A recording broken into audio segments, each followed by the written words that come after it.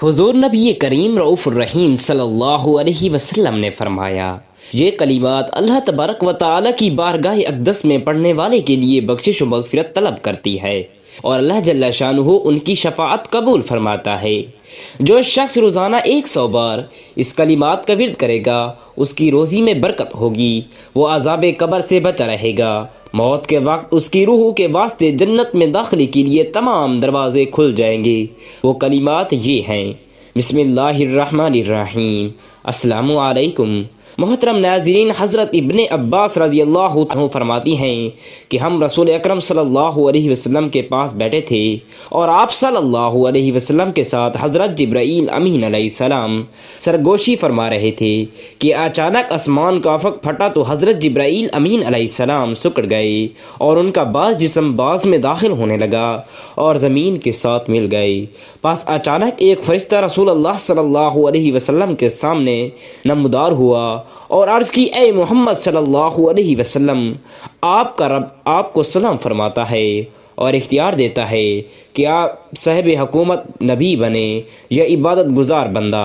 رسول اللہ صلی اللہ علیہ وسلم نے اسی وقت حضرت جبرائیل امین علیہ السلام نے اپنے ہاتھ کے ساتھ اشارہ کیا کہ پشتی اختیار کی جائے۔ پس میں نے پہچانا کہ یہ مجھے نصیحت کر رہی ہیں۔ پس میں نے کہا، عبادت گزار نبی بننا چاہتا ہوں۔ پس وہ فرشتہ آسمان کی طرف چڑھ گیا۔ پھر میں نے کہا، اے جبرائیل، میں تم سے اس کے متعلق پوچھنا چاہتا تھا، مگر جب میں نے تیرا حال دیکھا تو رک گیا۔ اے جبرائیل، یہ کون تھا؟ عرض کیا، یا رسول اللہ صلی اللہ علیہ وسلم، یہ اسرافیل علیہ السلام تھے۔ جس دن سے اللہ تعالیٰ ان کو پیدا فرمایا تب سے یہ خدا کے حضور صف بستہ کھڑے رہے اور خدا تعالیٰ کے سامنے کبھی نظر نہیں اٹھائی، اور رب تعالیٰ کے درمیان نور کے 70 حجاب ہیں۔ کوئی نور بھی ایسا نہیں مگر جب یہ اس کے قریب ہو جائے تو جل جائے۔ لوح محفوظ اس کے سامنے ہے۔ جب اللہ تعالیٰ آسمان میں یا زمین میں کسی شے کا حکم دیتے ہیں تو لوح محفوظ بلند ہو جاتی ہے۔ پس یہ اپنی پیشانی کو حرکت دیتا ہے اور اس میں نظر کرتا ہے۔ اگر تو وہ حکم میرے متعلق ہو تو یہ مجھے حکم دیتا ہے، اور میکائیل علیہ السلام کے متعلق ہو تو اسے حکم دیتا ہے، اور اگر ملک الموت حضرت عزرائیل علیہ السلام کے متعلق ہو تو اسے حکم دیتا ہے۔ نبی کریم صلی اللہ علیہ وسلم نے فرمایا، حضرت میکائیل علیہ السلام کس کام پر مامور ہیں؟ عرض کیا، نباتات اور بارش پر۔ میں نے کہا، ملک الموت کس کام پر مقرر ہیں؟ عرض کیا، روحوں کے قبض کرنے پر۔ حضرت جبرائیل علیہ السلام نے عرض کی، میں نے گمان کیا اسرافیل کے اترنے کے متعلق کہ قیامت کے قائم ہونے کا وقت آن پہنچا ہے، اور آپ نے جو میرا حال دیکھا ہے یہ قیامت کے قائم ہونے کے خوف سے تھا کہ شاید حضرت اسرافیل علیہ السلام آپ صلی اللہ علیہ وسلم کے پاس قیامت قائم ہونے کی اطلاع دینے کے لیے نازل ہوئے ہیں۔ ایک شخص حضرت علی المرتضیٰ کرم اللہ وجہ الکریم کے پاس آیا اور اس نے حضرت علی المرتضیٰ رضی اللہ تعالی عنہ سے ایک بہت ہی عجیب سوال کیا۔ اس نے کہا، کیا اللہ تعالیٰ کے پاس اتنی قدرت ہے کہ دنیا کو چھوٹا کیے بنا اور انڈے کو بڑا کیے بنا پوری دنیا کو انڈے میں بند کر دے؟ مولا علی اس کا سوال سن کر بہت مسکرائے اور فرمایا، اے بندہ خدا، تو کہہ رہا ہے کہ کیا اللہ ایسا کر سکتا ہے؟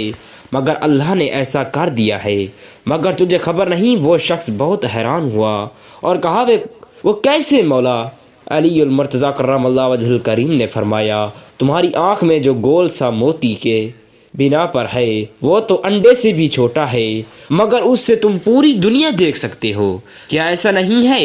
اس نے کہا، ایسا ہی ہے۔ مولا علی کریم صلی اللہ علیہ وسلم نے فرمایا، آنکھ میں پوری دنیا بند کر دی ہے، وہ ہر چیز پر قدرت رکھتا ہے۔ ایک عورت امیر المومنین عمر بنت خطاب رضی اللہ تعالی عنہ کے پاس آئی اور کہا کہ میں نے اپنے شوہر سے زیادہ اچھا کوئی مرد نہیں دیکھا، رات بھر نماز پڑھتا ہے اور دن بھر نفلی روزے رکھتا ہے۔ چنانچہ عمر بن خطاب رضی اللہ تعالی عنہ نے اس کی تعریف کی اور دعائیں دی۔ عورت شرما کر جانے لگی تو عمر رضی اللہ تعالی عنہ کے ساتھ بیٹھے کعب رضی اللہ تعالی عنہ نے کہا کہ دراصل اس عورت نے آپ تک اپنے خاوند کی شکایت پہنچائی ہے کہ آپ اس کے شوہر سے اس کا حق دلائیں۔ حضرت عمر رضی اللہ تعالی عنہ نے بات کی تہ تک پہنچتے ہوئے حضرت کعب سے ہی فیصلہ کرنے کو کہا۔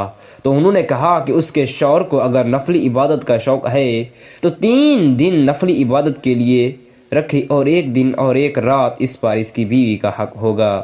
حضرت عمر رضی اللہ تعالی عنہ اس فیصلے سے بہت خوش ہوئے اور ان کو بصرہ کا قاضی مقرر فرما دیا۔ حضرت عائشہ تو صدیقہ رضی اللہ تعالی عنہ فرماتی ہیں کہ جب مولا علی شیر خدا ہمارے گھر آتے تھے تو میرے بابا ابو بکر صدیق سارے کام چھوڑ کر ہمارے آگے آ جاتے اور حضرت علی کا چہرہ دیکھتے تو میں کہتی بابا آپ ہمارے گھر آتے ہو اور چہرہ علی کا دیکھتے رہتے ہو، اس کی کیا وجہ ہے؟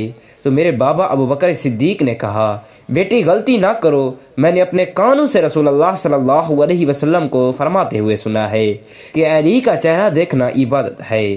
رسول اللہ صلی اللہ علیہ وسلم نے فرمایا کہ خواب میں میرے پاس میرے رب کا ایک آنے والا فرشتہ آیا، اس نے مجھے خبر دی، آپ صلی اللہ علیہ وسلم نے یہ فرمایا کہ اس نے مجھے خوشخبری دی کہ میری امت میں سے جو کوئی اس حال میں مرے کہ اللہ تعالیٰ کے ساتھ اس نے کوئی شریک نہ ٹھہرایا ہو تو وہ جنت میں جائے گا۔ اس پر میں نے پوچھا اگرچہ اس نے زنا کیا ہو، اگرچہ اس نے چوری کی ہو؟ نبی کریم صلی اللہ علیہ وسلم نے فرمایا کہ ہاں اگرچہ زنا کیا ہو، اگرچہ چوری کی ہو۔ حضرت کعب بن مالک رضی اللہ تعالی عنہ فرماتی ہیں کہ رسول اللہ صلی اللہ علیہ وسلم کی خدمت اقدس میں حضرت جابر رضی اللہ تعالی عنہ حاضر ہوئے اور آپ صلی اللہ علیہ وسلم کا چہرہ متغیر پایا۔ جابر اسی وقت اپنے گھر گئے اور اپنی زوجہ سے فرمایا کہ میں نے دیکھا کہ رسول اللہ صلی اللہ علیہ وسلم کا چہرہ انور متغیر تھا، میرا خیال ہے کہ بھوک کی وجہ سے ایسا ہے، کیا تیرے پاس کچھ کھانے کو ہے؟ بیوی نے عرض کیا واللہ اس بکری اور کچھ بچے ہوئے آٹے کے سوا اور کچھ نہیں ہے۔ حضرت جابر رضی اللہ تعالی عنہ اسی وقت بکری کو ذبح کیا اور فرمایا کہ جلدی جلدی گوشت اور روٹیاں تیار کر دو۔ جب کھانا تیار ہو گیا تو ایک بڑے پیالے میں رکھ کر حضور صلی اللہ علیہ وسلم کی خدمت میں کھانا حاضر کر دیا۔ پس حضور علیہ السلام نے فرمایا کہ اے جابر اپنی قوم کو جمع کرو۔ فرماتی ہیں کہ میں اپنی قوم کو لے کر حضور علیہ السلام کی خدمت میں حاضر ہوا۔ آپ نے فرمایا کہ ان لوگوں کو الگ الگ ٹولیاں بنا کر میرے پاس بھیجتے رہو۔ اسی طرح وہ ٹولیاں بنا بنا کر کھانے لگے۔ جب ایک ٹولی سیر ہو کر کھا لیتی تو دوسری ٹولی آ جاتی، وہ بھی سیر ہو کر کھا لیتی، یہاں تک کہ سب نے کھانا کھا لیا اور برتن میں کھانا جوں کا توں بلکہ پہلے سے بھی زیادہ موجود تھا۔ جب صحابہ کرام رضوان اللہ علیہم اجمعین کھانا کھانے لگے تو آپ علیہ السلام نے فرمایا کھانا کھاؤ مگر ہڈیاں نہ توڑنا۔ پھر آپ علیہ السلام نے ہڈیوں کو جمع فرمایا اور ان پر ہاتھ مبارک رکھا اور کچھ پڑھا جیسے میں نے سنا نہیں۔ وہ بکری کان جھاڑتے ہوئے اٹھ کھڑی ہوئی۔ آپ علیہ السلام نے فرمایا کہ اے جابر اپنی بکری لے جاؤ۔ حضرت جابر رضی اللہ تعالی عنہ فرماتی ہیں کہ میں اپنی بکری لے کر اپنی بیوی کے پاس آیا تو وہ بولی یہ کیا ہے؟ میں نے کہا کہ واللہ یہ ہماری وہی بکری ہے جس کو ہم نے ذبح کیا تھا۔ حضور علیہ السلام کی دعا سے اللہ تعالی نے اس بکری کو زندہ کر دیا۔ یہ سن کر حضرت جابر رضی اللہ تعالی عنہ کی بیوی نے کہا کہ میں گواہی دیتی ہوں کہ آپ علیہ السلام اللہ تعالی کے رسول ہیں۔ جب حضرت جابر رضی اللہ تعالی عنہ بکری کو ذبح فرما رہے تھے تو ان کے 2 چھوٹے صاحبزادے بھی وہاں موجود تھے، جنہوں نے بکری ذبح ہوتی دیکھی۔ وہ دونوں چھری لے کر چھت پر گئے۔ بڑے نے چھوٹے سے کہا کہ او میں تمہارے ساتھ ایسا ہی کروں جیسے ہمارے والد گرامی نے بکری کے ساتھ کیا ہے۔ چنانچہ بڑے بھائی نے چھوٹے بھائی کو باندھا اور گرے پر چھری چلا دی اور نادانی میں اس کو ذبح کر دیا اور اس کا سر تن سے جدا کر دیا۔ جیسے ہی بچوں کی ماں نے اس منظر کو دیکھا تو فوراً بھاگی اور بڑا بچہ ڈر کر بھاگا اور خوف سے چھت سے گرا اور وہ فوت ہو گیا۔ حضرت جابر رضی اللہ تعالی عنہ کی زوجہ نے دونوں بچوں کی لاشوں کو اٹھا کر اندر لا کر رکھ دیا، اس خیال سے شور اور واویلا نہ کیا جائے کہ کہیں سے آپ علیہ السلام پریشان نہ ہوں اور یہ دعوت بے مزہ نہ ہو جائے۔ نہایت صبر و استقلال کے ساتھ بچوں پر کپڑا ڈال دیا اور اس بارے میں کسی کو نہ بتلایا، حتیٰ کہ حضرت جابر رضی اللہ تعالی عنہ کو بھی نہ بتلایا۔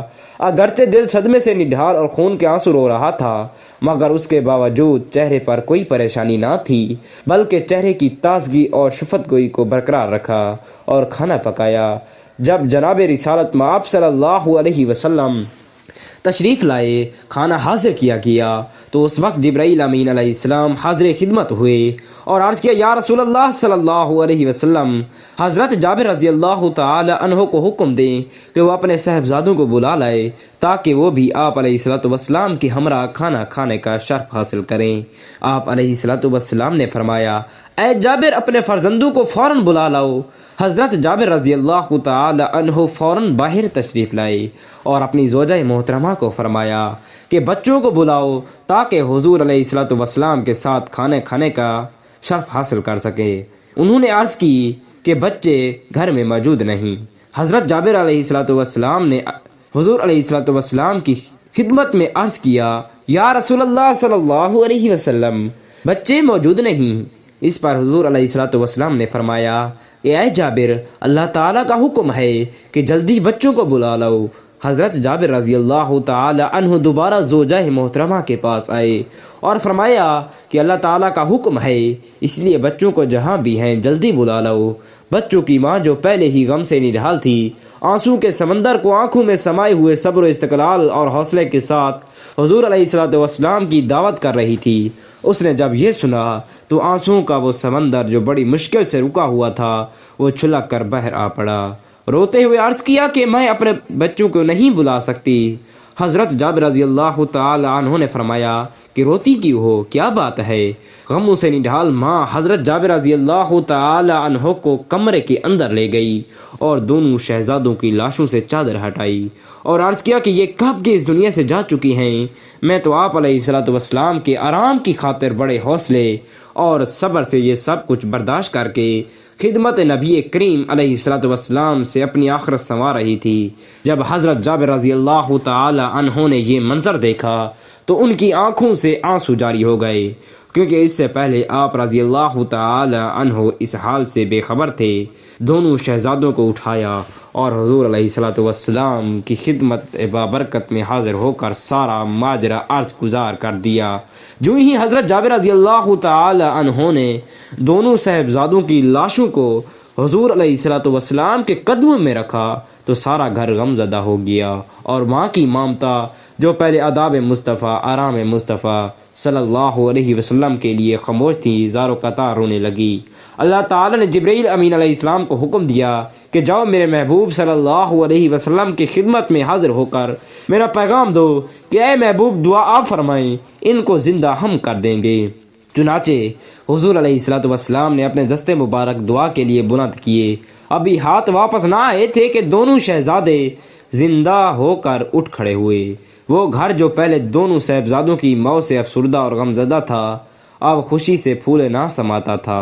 حضور علیہ الصلوۃ والسلام نے دونوں شہزادوں کے ساتھ مل کر کھانا تناول فرمایا۔ رسول اللہ صلی اللہ علیہ وسلم نے فرمایا یہ کلمات اللہ تعالیٰ کی بارگاہ میں پڑھنے والے کے لیے بخشش طلب کرتے ہیں اور اللہ تعالیٰ ان کی شفاعت قبول فرماتا ہے۔